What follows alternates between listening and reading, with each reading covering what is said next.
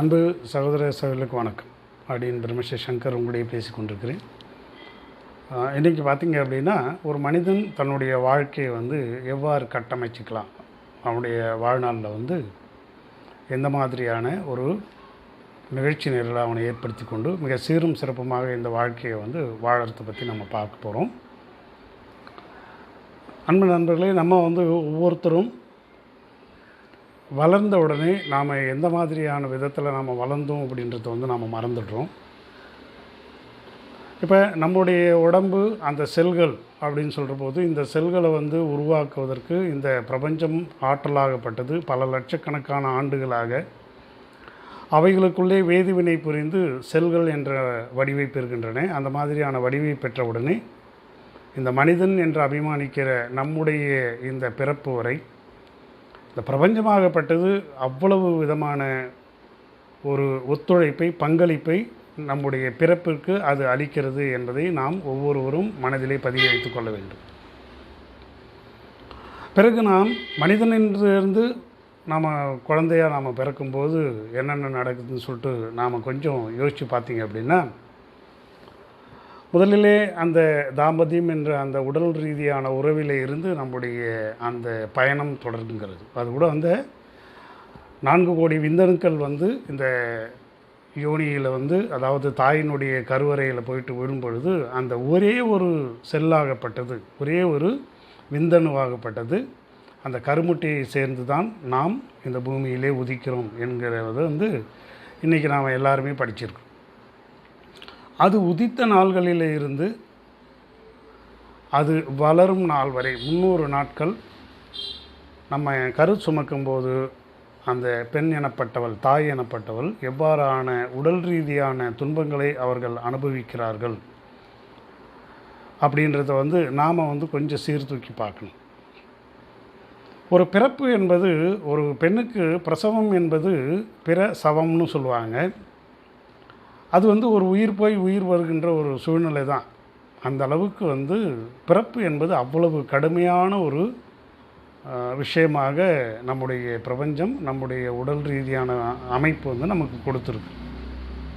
சரி, இப்போ இதெல்லாம் நம்ம ஏன் நம்ம சொல்கிறோம் அப்படின்னா, நம்மில் பலரும் பார்த்திங்க அப்படின்னா, நம்முடைய உடலும் உயிரும் எந்தளவுக்கு முக்கியத்துவமானது, இந்த வாழ்க்கை எந்தளவுக்கு முக்கியத்துவமானது என்பதை உணராமல் இவர்களுக்காக ஏற்படுத்தப்பட்ட ஒரு ப்ரோக்ராமில் இவர்கள் விழுந்து தன்னை பற்றி தன்னை மறந்து,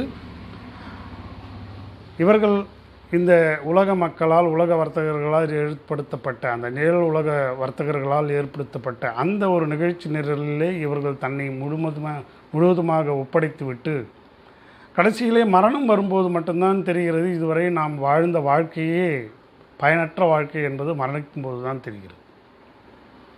அப்போ நம்ம இந்த தாயினுடைய கருவிலிருந்து 300 நாட்கள் வளர்ந்து அந்த குழந்தை அவ்வளவு அந்த சிறிய ஒரு பிறப்புறுப்பு என்ற துவாரத்தின் வழியாக வெளியிலே வரும்பொழுது அவள் படுகின்ற அந்த துன்பமும் துயரமும், அந்த பிறப்பிற்கு பிறகு அந்த தாயை அனுபவிக்கின்ற அந்த இன்பம், இதை நாம் கொஞ்சம் யோசித்து பார்க்கணும். அதற்கப்புறமா அந்த குழந்தையை வளர்க்கும் பொழுது 24 மணி நேரம் அந்த குழந்தைக்கு என்ன தேவை என்பதை கவனித்து, அதற்கு யாதொரு துன்பமும் வராமல் அது வளரும் பொழுது, நாம் குழந்தையாக வளரும் பொழுது நமக்கு எந்தெந்த பிரச்சனைகள் இருக்குது அப்படின்றத நம்ம குழந்தைகளை நாம் வளர்க்கும்போது நம்ம பார்த்துக்கலாம்.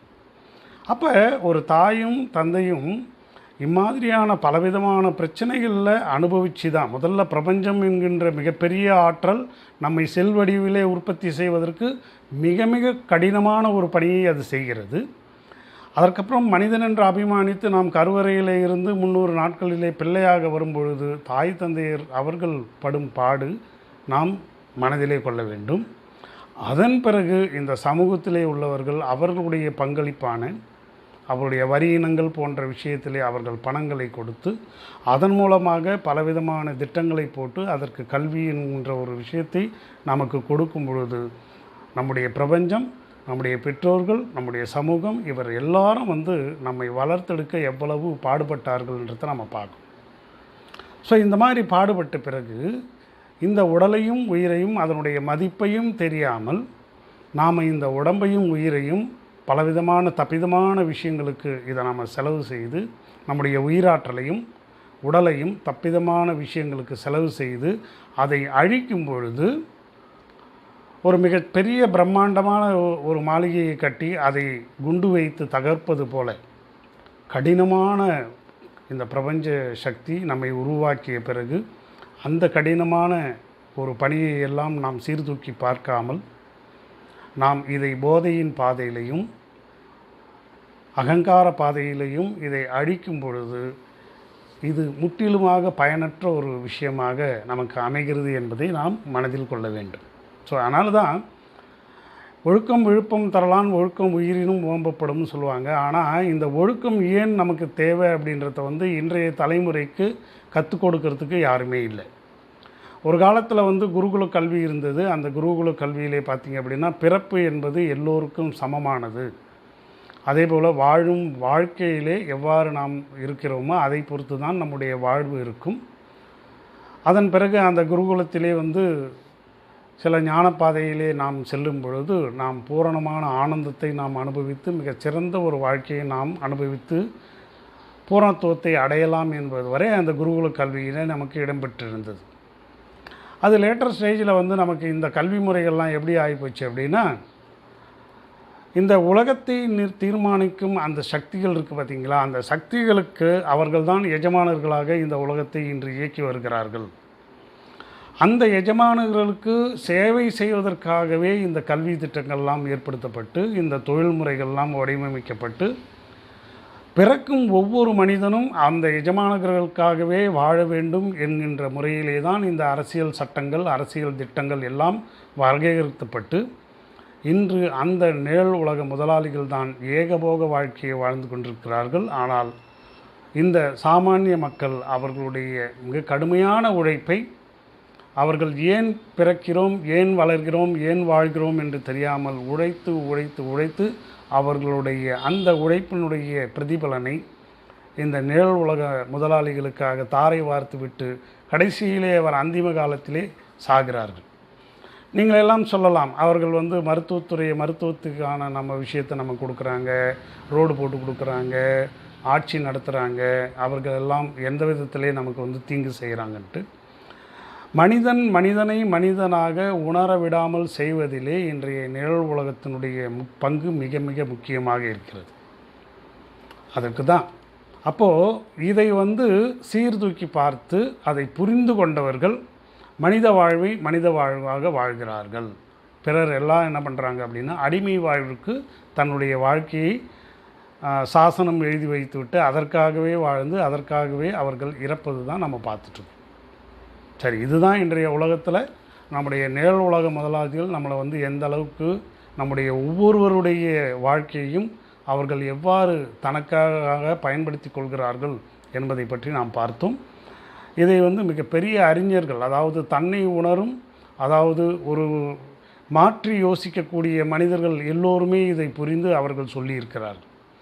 நம்முடைய கிழக்கந்திய சித்தர்கள் கூட என்ன சொல்லுவாங்க அப்படின்னா, இந்த மாதிரியான அடிமைத்தனத்திலே நீங்கள் போகாமல் சுதந்திர வாழ்வை நீங்கள் வாழ வேண்டும் என்று பல மகான்கள் சொல்லியிருக்கிறார்கள். ஆக நம்முடைய வடகரை வள்ளல் சுவாமி சிவானந்த பரமஹம்சரும் சுதந்திரம் என்றால் என்னவென்று இந்த மக்களுக்கு தெரியாது, ஒரு மனிதன் சுதந்திரமாக வாழ வேண்டுமென்றால் அவன் தன்னை படிக்க வேண்டும், தன்னுடைய மத்தகம் உள்ளகத்திலே இருக்கின்ற அந்த படிப்பை அவன் படிக்க வேண்டும் என்று கூறுவார். இந்த மத்தக படிப்பை நாம் படிக்கும் பொழுது என்ன மாதிரியான விளைவு ஏற்படுகிறது என்றால், நம்முடைய உடம்பிலே இருக்கின்ற அந்த எல்லையில்லாத ஆனந்தத்தை நாம் அனுபவிக்கக்கூடிய வாழ்க்கையாக இது அமைகிறது. ஆக அந்த எல்லையில்லாத வாழ்க்கையை நாம் அனுபவிப்பதற்கு என்ன மாதிரியான செயல்களை செய்ய வேண்டும்? முதலிலே மன அமைதி என்ற ஒன்று இருந்தால் மட்டும்தான் அந்த ஆனந்தத்தை நாம் அனுபவிக்க முடியும். மன அமைதி எதன் மூலமாக கட்டமைக்கப்படுகிறது என்றால் உடலுடைய ஆரோக்கியத்தை வைத்து கட்டமைக்கப்படுகிறது. உடலுடைய ஆரோக்கியம் எதிலிருந்து கட்டமைக்கப்படுகிறது என்றால் நாம் உண்ணும் உணவுகளிலிருந்து கட்டமைக்கப்படுகிறது. நாம் உண்ணும் உணவுகளே நம்முடைய எண்ணங்களாகவும் செயல்களாகவும் பரிணமிக்கின்றன. அப்போ நாம் உண்ணும் உணவுகளை விஷமாக மாற்றிவிட்டால் நம்முடைய எண்ணங்களும் நம்முடைய செயல்களும் மிக மிக கொடுமையான விளைவுகளை ஏற்படுத்தக்கூடிய ஒரு வாழ்வியல் முறையாக மாறும் என்பதிலே இருவேறு கருத்தில்லை. இது ரொம்ப அதை கூர்ந்து கவனிப்பவர்களுக்கு மட்டும்தான் இது தெரியும். ஆக இன்றைய உலகத்தில் இருக்கிற இன்றைய இளைஞர்கள்லாம் பார்த்திங்க அப்படின்னா, அவர்களுடைய வாழ்க்கையை வந்த உடனே ஒரு நாம் படிக்கிறோம் என்ற பெயரிலே வந்து பாடசாலைகளை போய் உட்கார்ந்து கொண்டு காலையிலே 9 மணியிலே இருந்து சாயந்தரம் 9 மணி வரை அந்த பாடங்களையே படித்து கொள்ள வேண்டிய ஒரு காலத்திட்டத்திலே இருக்கிறார்கள். அதாவது மனனம் செய்து அதை ஒப்புவிக்கும் ஒரு மனோநிலையிலே அந்த மாதிரியான ஒரு பாடத்திட்டத்திலே இவர்கள் சேர்த்து கொடுக்கிறார்கள். இந்த மாதிரி அவர்கள் ஒரு 15 ஆண்டுகள் 20 ஆண்டுகள் வந்து படிக்கும் பொழுது தன்னுடைய சுய சிந்தனை என்ன என்பதையே மறக்கடிக்கக்கூடிய நிலையிலே தான் இன்றைய கல்வி திட்டங்கள் வடிவமைக்கப்பட்டிருக்கின்றன. ஆக எந்த ஒரு மனிதனும் சுயமாக சிந்திக்கக்கூடாது என்பதிலே இந்த கல்வி திட்டங்கள் மிக மிக கருத்தாக இருக்கின்றன என்பதை நாம் புரிந்து கொள்ள வேண்டும். அப்போ நாம் சுயமாக சிந்தித்தோமானால் நாம் வாழ்வினுடைய உண்மையை நாம் புரிந்து கொள்வதற்கான பாதையிலே நாம் செல்லுவோம். ஆனால் அவ்வாறு இல்லாமல் ஒரு அடிமைத்தனத்தை ஏற்படுத்த வேண்டும் என்ற நிலையிலே இவர்கள் நூதன அடிமைகளாக வடிவமைக்கப்படுகிறார்கள் என்பதுதான் இந்த பாடசாலைகளிலே அவர்கள் வடிவமைக்கப்படுகிறார்கள் என்பதுதான் 100% உண்மையாக இருக்கிறது. நீங்கள் இந்த உலகத்திலே இருக்கின்ற எந்த அரசியல்வாதிகளும் பாருங்கள், அவர்கள் வாழ்விலே துன்பப்படுகிறார்கள் என்றால் ஏகபோக வாழ்க்கையை இந்த உலகத்திலே இருக்கின்ற அரசியல்வாதிகள் தான் அனுபவிக்கிறார்கள். அவர்களுக்கு மேலாக அந்த நிழல் உலக பண முதலாளிகள் அவர்கள் இந்த உலகத்தினுடைய மிகச்சிறந்த விஷயங்களை அனுபவிக்கிறார்கள். ஆனால் சாமானிய மக்களிலே பெருவாரியான பேர் பட்டினியாக படுத்து கொண்டிருக்கிறார்கள் என்பது தான் இங்கே நிதர்சனமான உண்மை. ஆனால் இங்கே ஆயுத விற்பனைகள் எவ்வாறு நடக்கிறது என்று பாருங்கள். எத்தனை பில்லியன் கணக்கில், எத்தனை ட்ரில்லியன் கணக்கில் ஆயுத விற்பனைகள்லாம் நடக்குதுன்னு பாருங்கள். அப்போ இந்த உலகத்தில் 900 கோடி மக்கள் இருந்தாலும் அவர்கள் அனைவர்களுக்கும் சிறப்பான வாழ்க்கையை கொடுக்கக்கூடிய ஒரு திட்டத்திலே தான் நம்முடைய இந்த பிரபஞ்சம் நமக்கு மிகப்பெரிய ஆற்றலான அந்த இயற்கை விவசாயம் போன்ற விஷயங்களை கொடுத்து வருகிறது, விளைச்சல் போன்ற விஷயங்கள் ஏற்படுத்தி வருகிறது. ஆனால் இடையிலே இருக்கின்ற இந்த மனித மனங்கள் தன்னுடைய அதிகாரத்தாலும் தன்னுடைய அந்த செயல் திட்டங்களாலும் இந்த பொருட்களை தன்வகைப்படுத்தி அவர்கள் இந்த உலகத்தை அடிமைப்படுத்தி ஆண்டு வருகிறார்கள் என்பதுதான் பூரணமாக சிந்திக்கக்கூடிய ஒவ்வொரு மனிதனும் உணரக்கூடிய ஒரு விஷயம். ஆக இதை பற்றி நாம் கவலைப்பட்டு நம்முடைய வாழ்க்கையை சீரடித்து கொள்ள வேண்டுமா? நிச்சயமாக இல்லை. நாம் இந்த மாதிரி ஒரு விஷயம் நடக்கிறதுன்றதை புரிஞ்சுக்கிட்டு நாம் நமக்காக எவ்வாறு இந்த வாழ்க்கையை வாழ வேண்டும் என்கின்ற ஒரு செயல் திட்டத்தை நமக்காக வடிவமைத்து கொண்டால் நம்முடைய ஒவ்வொரு மனித பிறப்பும் ஒரு பிரபஞ்ச சக்தி, ஒரு யூனிவர்ஸ்னு சொல்லுவாங்க. இந்த பிரபஞ்சம் என்பது ஒரு மல்டிவர்ஸ், அதாவது பலபடித்தான விஷயங்கள் இந்த பிரபஞ்சத்தில் இருக்கிறது. ஆனால் ஒவ்வொரு தனி மனிதனும் ஒரு தனித்துவமான உணர்வுடன் தனி கைரேகை, தனி அந்த கண்களில் இருக்கிற அந்த அச்சு தனியாக, உருவம் தனியாக, உள்ளம் தனியாக, எண்ணங்கள் தனியாக ஒரு மிகச்சிறந்த ஒரு யூனிவர்ஸாக இந்த பூமியிலே படைக்கப்பட்டிருக்கிறார்கள். ஆடு மாடு கழுதை குதிரை எல்லாத்தையும் ஒரே மாதிரியான சிந்தனையோடு கொண்டு போயிட்டு நம்ம கடைசியிலே மரணம்தான் நமக்கு இந்த பூமியிலே பிறந்தால் மரணம்தான் நமக்கு முடிவு என்ற ஒரு தப்பிதமான ஒரு எண்ணத்தை நம்முடைய மனதிலே ஏற்படுத்திவிட்டு வாழும் காலத்திலே இந்த புலனின்பங்களுக்காக வாழ்ந்து மடியும் இந்த மக்களைத்தான் நாம் பார்த்து கொண்டிருக்கிறோம். இன்று பாருங்கள், ஏராளமான இடத்திலே இந்த பாலியல் ரீதியான ஒழுக்கக்கேடுகள்லாம் இந்த உலகத்தில் இன்றைக்கி நடந்துட்டு வருது. இன்னும் சொல்லப்போனால் பாலியல் என்பது ஒரு ஞானத்தை அடைவதற்கான அடித்தளம் என்பதை மறந்து அந்த பாலியல் அப்படின்ற ஒரு விஷயத்தை தான் இந்த உலக மக்களுடைய எல்லாருடைய எண்ணங்களையும் டிஸ்ட்ராக்ட் பண்ணி இவர்கள் அந்த மாதிரியான ஒரு அடிமைத்தனத்திலே, பாலியல் அடிமைத்தனத்திலே இவர்கள் தங்களை புகுத்தி கொண்டு அதிலேயே அவர்கள் விழுந்து விழுந்து விழுந்து மடிவதை நாம் பார்க்கிறோம். எவ்வாறு சிலந்தி ஒன்று தன்னுடைய வலையை பின்னி வைத்துவிட்டு அதிலே வரும் பூச்சிகளை அது பிடித்து சாப்பிட்டு விட்டு கடைசியிலே அந்த சிலந்தி வலையிலேயே தன்னுடைய வாழ்க்கையை முடித்து கொள்கிறதோ, அதே போல் இந்த ஒவ்வொரு மனிதனுடைய வாழ்க்கையும் தனக்கான ஒரு வாழ்வை கட்டமைக்க வேண்டியது, அதிலே உழைப்பு என்கின்ற விஷயத்தை வைத்து வருமானத்தை பார்க்க வேண்டியது, அந்த வருமானத்தை பார்த்து தன்னுடைய உடலையும் உயிரையும் நுகர்வு என்ற விஷயத்திலே வாழ்கிறோம் என்ற பெயரிலே நாம் நம்மை அழித்து கொண்டே வாழ்ந்து கடைசியிலே மரணம் என்று வரும்பொழுது நாம் ஏன் பிறந்தோம், ஏன் மரணிக்கிறோம் என்ற ஒரு விஷயத்தை உணராமலே இந்த உலக மக்கள் இன்றைக்கு தன்னுடைய வாழ்க்கையை முடித்து கொண்டிருக்கிறார்கள். இதுதான் முடிந்த முடிவாக இருக்கின்றது. ஆக நாம் நம்முடைய வாழ்க்கையை எவ்வாறு கட்டமைக்கலாம் என்றால், இந்த ஒரு கல்வி திட்டத்திலே இருந்து யாராலும் தப்பிக்க இயலாது. நம்ம இன்றைக்கி 7 வயதிலே தான் பேனா பிடிச்சு எழுதக்கூடிய நிலையிலே, ஒரு பென்சில் பிடிச்சி எழுதக்கூடிய நிலையிலே ஒவ்வொரு மனிதனுடைய கை விரல்கள் வளர்ச்சி பெற்று வருகிறதுன்றது நம்ம பார்த்தோம். ஆனால் ஏற்கனவே நான் காணொலியில் பேசியிருக்கேன், 3 வயதிலே இந்த பிள்ளைங்களை எடுத்துகிட்டு போயிட்டு ஸ்கூலில் சேர்த்து அவர்களை படி படி படி என்று அவர்களுடைய அந்த இயல்பான குழந்தைத்தன்மையை மறக்கடித்து விட்டு அவர்களை ஒரு எந்திரங்கள் போல மாற்றும் ஒரு கல்வி திட்டத்திலே நாம் அடிமைப்படுத்தி கொள்கிறோம் என்பது ஒவ்வொரு மனிதனும் உணர வேண்டும். வேறு வழி இல்லை. இன்றைய காலகட்டத்தில் அதெல்லாம் நம்ம போயிட்டு படித்து மேலே வர வேண்டியது தான். ஆனால் நூதனமாக நான் ஏன் பிறந்தேன் என்ற ஒரு கேள்வியை ஏற்படுத்தி கொண்டு நம்முடைய ரிஷிமார்கள், நம்முடைய முன்னோர்கள் காண்டாண்டு காலமாக பணம் என்ற ஒரு விஷயம் மட்டுமே வாழ்க்கை என்பதை பிரதானமாக கொள்ளாமல் அவர்களெல்லாம் எவ்வாறு சந்தோஷமாக இருந்தார்கள் என்கின்ற சிந்தனையை நாம் வளர்த்து கொண்டு அவ்வாறு நாம் வாழணும். அதுக்கு நாம் என்ன பண்ணணும்னா, முதல்ல தன்னை மதிக்க கற்றுக்கொள்ள வேண்டும். தன்னுடைய உடல் எவ்வாறு வந்தது, தன்னுடைய உயிர் எவ்வளவு முக்கியத்துவமானது, உடலினுடைய இயக்கம் எவ்வளவு முக்கியத்துவமானது, உயிர் என்ற ஒன்று இல்லை என்றால் இந்த உலகமே நமக்கு கிடையாது என்கின்ற ஒரு விஷயத்தை நாம் புரிந்து கொள்ள வேண்டும். மக்கள் எல்லோரும் மதங்களால் பிரிந்துபட்டு கிடக்கிறோம். ஆனால் எந்த மதத்தை சார்ந்தவர் உயிர் விடும் பொழுது மதங்கள் காப்பாற்றுகின்றனவா அல்லது கடவுளர்கள் காப்பாற்றுகின்றனரா? ஆக எந்த கடவுளும் எந்த மதமும் நீங்கள் உயிர் பிரியும் பொழுது உங்களை காப்பாற்றுவதற்கு இங்கே யாரும் இல்லை. அப்போ ஒவ்வொரு மனிதனும் தன்னை தான் மட்டும்தான் காப்பாற்ற முடியும். வேறு யாராலும் இந்த உலகத்திலே நம்மை காப்பாற்ற முடியாது. இதற்கு ஒரு உதாரணம் சொல்கிறேன். இந்த விலங்குகள்லாம் பிறக்குது.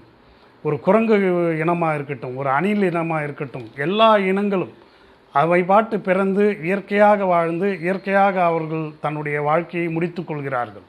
ஆனால் மனிதன் என்று பிறந்தவன் நமக்கு நாம் வாழ்ந்து ஏன் வாழ்கிறோம், எதற்காக வாழ்கிறோம் என்கின்ற ஒரு துன்பமான ஒரு நிலையை நமக்கு கொண்டு சென்று கடைசியிலே அந்திம காலத்திலே அவ்வளவு பிரச்சனைகள், அவ்வளவு நோய்கள், இந்த நோய்களையெல்லாம் அனுபவித்து தானே நாம் சாகிறோம். இவ்வாறு எந்த விதமான விலங்குகள், எந்த விதமான உயிரினங்கள் இவ்வாறு சாகிறதா? இல்லையே. அப்போ மனிதன் என்று அபிமானிக்கிற நமக்கு மட்டும் ஏன் இவ்வாறான துன்பம் வருகிறது? இதைத்தான் நாம் சீர்தூக்கி பார்த்து அந்த ஒழுக்கம் என்ற ஒரு நிலையிலே நம்முடைய முன்னோர்கள் கூறிய அந்த ஒரு வாழ்வியலை இந்த பாடத்திட்டம், இந்த அடிமை பாடத்திட்டத்திலே அந்த கூடவே நாம் படிக்கணும். படிங்க, உயர்நிலையை அடைங்க, ஐஏஎஸ், ஐபிஎஸ், நீங்கள் எந்த சாஃப்ட்வேர் இன்ஜினியரு, ஆர்டிஃபிஷியல் இன்ஜினியரு, எந்த நிலையை அடைந்தாலும் சரி, கூடவே உங்களுடைய மத்தக படிப்பான இந்த உள்ளிலே படிக்கக்கூடிய அந்த படிப்பை படித்து கொண்டே நீங்கள் வந்தீங்கன்னா உங்களுடைய வாழ்வினுடைய முக்கியத்துவம் உங்களுக்கு தெரியும். அப்பொழுது நாம் இந்த வாழ்விலே நல்ல ஒரு விஷயத்தை, நல்ல ஒரு ஒழுக்கமான வாழ்க்கையை நமக்கு நாமே அமைத்து கொள்ள முடியும். பிறரை அழிக்கும் ஒரு வாழ்வை நாம் ஒருபோதும் மேற்கொள்ள மாட்டோம். ஆனால் இன்றைய இந்த நிழல் உலக முதலாளிகள்லாம் ஞான பார்வை என்றது இல்லாமல் அவர்களிடையே பேதங்களை ஏற்படுத்தி அவர்கள்தான் இந்த மதங்கள் போன்ற விஷயங்கள், பிரிவினை போன்ற விஷயங்கள், பல நாடுகளிலே தீவிரவாதம் போன்ற விஷயங்களை எல்லாம் அவர்கள்தான் ஏற்படுத்தி இந்த உலகத்தை அமைதி இல்லாத ஒரு நிலையாக ஏற்படுத்தி வாழ்ந்து கொண்டிருக்கிறார்கள், நம்மை வாழ வைத்து கொண்டிருக்கிறார்கள். நாமும் இதை புரிந்து கொள்ளாமல் நம்முடைய வாழ்க்கையை நாம் இழந்து கொண்டிருக்கிறோம். இன்று உங்களுடைய நடக்கின்ற எல்லா விஷயங்களும் நீங்களே சிந்திச்சு பாருங்கள். இந்த உலகத்தில் நடக்கின்ற இந்த வர்த்தக போர், இன்றைக்கி ஒரு தலைவன் நினைத்தால் இந்த உலகத்திலே என்ன வேணாலும் செய்யலான்ற ஒரு நிலை. 50% டேரிஃப், 100% டேரிஃப், 300% டேரிஃப்.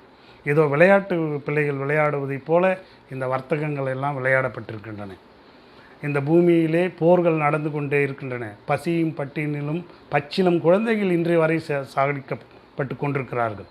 இதை யாராவது தடுத்து நிறுத்த முடிகிறதா? அல்லது இந்த உலகத் தலைவர்கள், மனித நேயமிக்க உலகத் தலைவர்கள் அதற்கு யாராவது குரல் கொடுக்கிறார்களா? நாம் புரிந்து கொள்ள வேண்டும். அப்போது இந்த ஒரு தனி மனிதனையும் காப்பாற்றுவதற்கு அவர்களால் மட்டும்தான் முடியும். வேறு யாரும் நமக்கு தீர்வு சொல்ல முடியாது.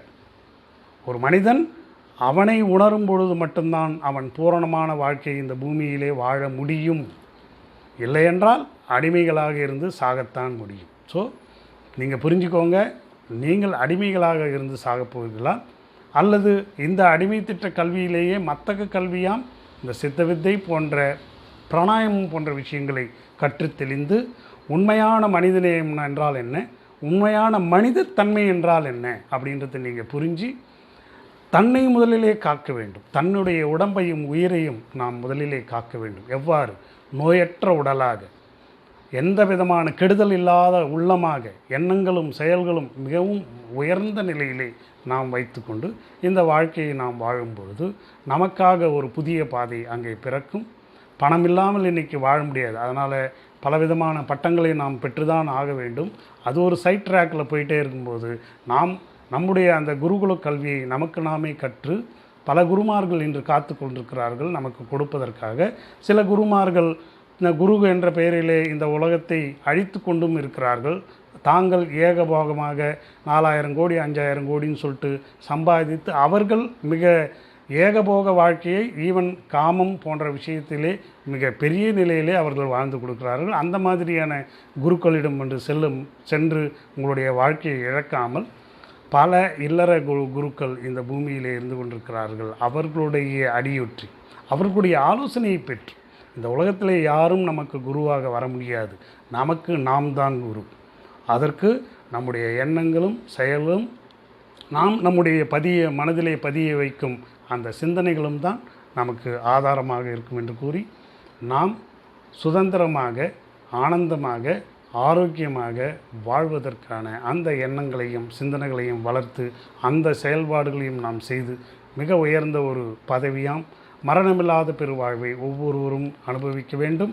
வாழும் காலத்திலே ஆரோக்கியம் என்ற ஒரு விஷயத்திலே சுய ஆரோக்கியத்தை பேணி சுய ஒழுக்கத்தை பேணி மிகச்சிறந்த ஒரு வாழ்க்கையாக நம்முடைய வாழ்க்கையை அமைத்து கொள்ள வேண்டும் என்று கூறி விடைபெறுகிறோம். நன்றி, வணக்கம்.